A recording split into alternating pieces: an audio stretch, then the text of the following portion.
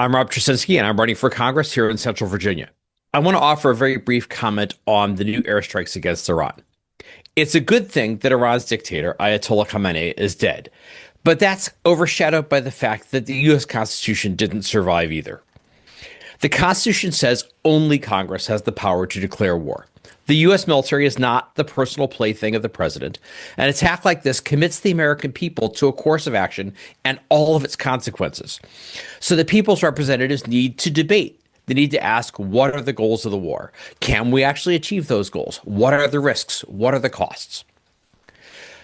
James Madison, the father of the Constitution himself, said, quote, "In no part of the Constitution is more wisdom to be found than in the clause which confides the question of war and peace to the legislature and not to the executive department," unquote. Yet here we are. This is the second time in recent months Donald Trump has ordered a major military action without doing any of that consultation with Congress. And he's training the U.S. military to obey orders that aren't authorized by Congress.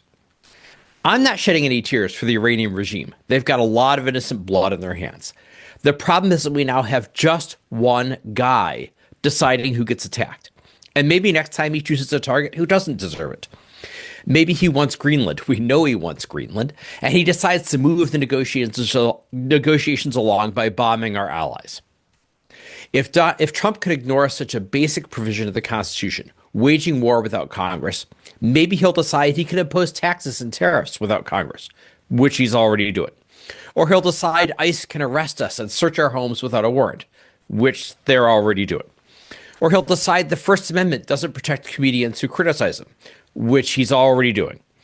And after that, he'll seize direct control of elections without any constitutional authority, which his people are already planning.